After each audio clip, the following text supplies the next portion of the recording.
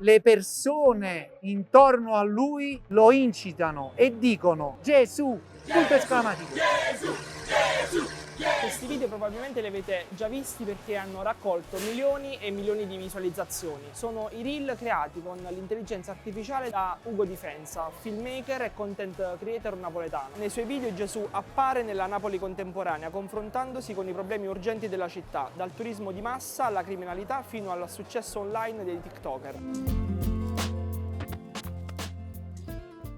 Da qualche anno VD fa parte del progetto Sfera, un network di media europei che raccontano le sfide del mondo con un approccio cross-border e internazionale. Questo progetto, promosso dalla Commissione europea, ci porta oggi a Napoli per capire come si possa fare arte attraverso l'intelligenza artificiale. Professionalmente mi definisco un regista autore che in questo caso utilizza l'intelligenza artificiale per esprimere un pensiero, dare un messaggio. Questa è una cosa molto importante, bisogna sempre dare un messaggio. Il mio processo creativo, l'intelligenza artificiale mi aiuta a creare l'anime, l'animazione e anche il doppiaggio. Diciamo, il lato autoriale secondo me è intaccato, è ancora umano. Io comunque devo mettere insieme quello che mi ha generato l'intelligenza artificiale, che sono di solito 10 secondi a video, di solito. Quindi un frame su 250 frame comunque sono una scelta registica. Cioè io scelgo che quel frame deve entrare nel trailer. Il contenuto di Gesù di Napoli, almeno per me, è un misto fra Napoli e diciamo la cultura giapponese, che vabbè in questo caso è l'anime, no? Mi faceva sorridere il fatto che lui scendesse sulla terra come è successo 2000 anni fa, però lui vedeva un po' come il mondo con Napoli e il mondo contemporaneo è diventato, cioè però lui è un buono. È un buono che non riesce a capire che sta succedendo, dice perché ci sono delle dinamiche, però comunque lui è impotente non perché non sia capace, ma perché la realtà di oggi è troppo complicata. Cioè è ovvio che nemmeno un Dio può capire bene che sta succedendo, cioè è un po' come effettivamente il creatore dell'intelligenza artificiale o il creatore, tu crei una cosa ma non sai come va a finire, cioè. Siamo a Milano, in una scuola superiore dove il napoletano è di moda grazie alle serie TV. I napoletani sono delinquenti ma ci fanno divertire. Napoli non è una fiction! Sono venuto qui a Napoli per salvarvi. Gesù, scusaci, ma stiamo sversando liquami tossici. Dopo, Gesù. Ragazzi, non vendete la droga. Che vuoi, frate? Questo è il nostro frate che ci protegge.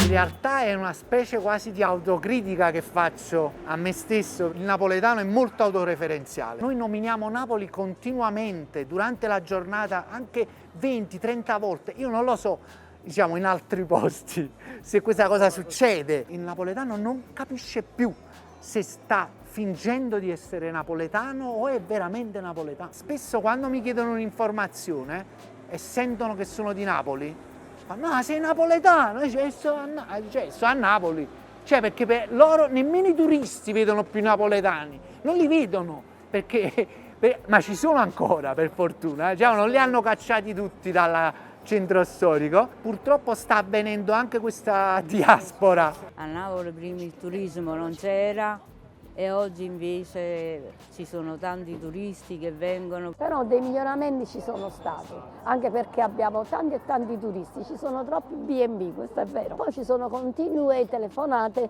signora lei si vende la casa? Ma chi ve l'ha detto? Continuamente. Veramente noi siamo 3 persone nel palazzo e nessuno di noi ha intenzione di andarsene. Va bene signore, il giorno appresso mi richiamano. Trailer anime, Gesù di Napoli su una Vespa azzurra, passa per un vicolo di Napoli festante per lo scudetto. Non sono credente, però ho fatto le scuole dai padri Scolopi, comunque una madre molto cattolica, viviamo in Italia, come fai a non essere cattolico dentro? Cioè lo sei comunque. Quindi mi è sembrato molto naturale raccontare Gesù. Ovviamente non conosco bene la Bibbia, qualcosa però sono andato a vedere e chiedo consiglio a delle catechiste. Per me non è blasfemo, anzi se fosse stato così l'avrei fermato, perché devo dire la verità, chiede il mio consiglio. Gli dico, guarda Ugo, l'importante è che tu riconosci che Gesù in una maniera o in un'altra è quello che ci guida, non esiste soltanto la materialità e quindi diciamo che è come se fosse una mia vincita, che lui dopo tanto tempo ha riconosciuto magari in questa figura l'importanza della fede, però può essere che Gesù di Nazareth ci mette la mano. È di Napoli. Vabbè, di Nazareth per dire la provenienza. Noi l'abbiamo trasformato in Napoli perché siamo napoletani e ce lo siamo presi tutto per noi. Uno degli elementi di Gesù di Napoli è proprio fare tutte le cose, diciamo, napoletane. Quindi ci aveva pure un caffè. Un giorno, senza volerlo, mi ha aiutato a scrivere una battuta di un video molto, diciamo, molto visualizzato, quello sugli influencer. Le persone stanno sempre sul telefono dalla mattina alla sera, hanno abbassato lo sguardo verso terra e non guardano più in cielo verso Dio. Si sono allontanati da Dio. Secondo me è così, secondo me è una grandissima frase e io l'ho messa pari pari nel video. Il demonio vi ha fatto abbassare la testa per non guardare più il cielo.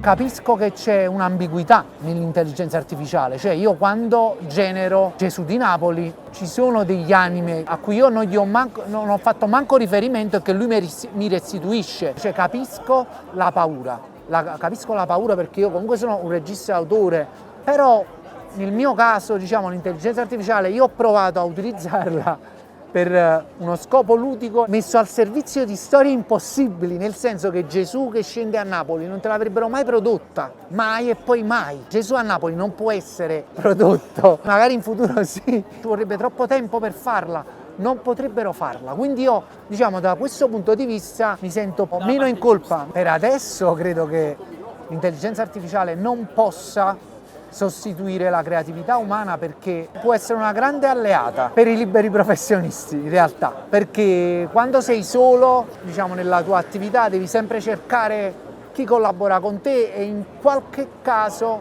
adesso in vari casi, l'intelligenza artificiale ti aiuta anche proprio a fare per esempio brainstorming. Per me non è, diciamo, la principale fonte di creatività perché è ancora confusa, capisce delle cose, delle sfumature, dipende da cosa gli chiedi, ma per esempio per un brainstorming è giusta, cioè ti dà degli spunti ma non ti restituisce un pensiero umano, la scintilla, non conosce Napoli come la conosco io, conosce gli articoli che parlano di Napoli magari sul web, conosce lo stereotipo napoletano sicuramente, ma non conosce le sfumature. La critica provo a farla non sempre troppo feroce ma subliminale, perché mi piace che ognuno ci veda qualcosa, c'è qualche video che forse è più comico e qualche video che è più critico. Quando faccio vedere i video in anteprima, alcuni miei amici mi dicono ma questo non fa ridere. L'obiettivo principale è anche far ridere, però dipende, capito? A volte cerco anche di inserire un po' di cronaca, di citazioni, sì, cioè mi piace citare opere napoletane, cioè mi piace far capire come fanno comunque tanti, diciamo, da dove vengo, anche da dove vengo artisticamente, no? C'è un video dove c'è una citazione di Io speriamo che me la cavo, che è una scena che mi ha sempre fatto piangere, questa qua, dove Raffaele Aiello dice al professore che viene dal nord, dice perché io la scuola la schifo, ma voi no. C'è una scena che mi ha sempre stretto il cuore, veramente, e l'ho messa identica, lo dice una studentessa a Gesù, che lui è un maestro, no? Dice la scuola la schifo, ma voi no. Cioè, quello sono io. Maradona non riesco a vederlo come un giocatore di calcio, perché comunque lui viene dal basso, ci ha regalato questi scudetti e per quanto sia una cosa folle e così, diciamo, vicina alla mia infanzia, che non riesco a non emozionarmi. Quando vedo il video di Maradona che palleggia con la canzone di Life is Life, piango sempre. E non riesco a fermarmi. Cosa devo fare? Parla con Diego e fai vincere lo scudetto al Napoli. Ti aspettavo, figlio di Dio. Io e te insieme possiamo fare grandi cose. Lo scudetto! Forza Napoli! E quindi diciamo che quel video è un po' un'autocritica verso me stesso e dico, ma come? Ma tu piangi per un video di Maradona che palleggia? Tu sei andato all'università, non puoi piangere per un giocatore di calcio? Poi invece lo rivendico allo stesso momento. Sì, questa passionalità comunque mi descrive e quindi le inserisco tutte e due e niente questo.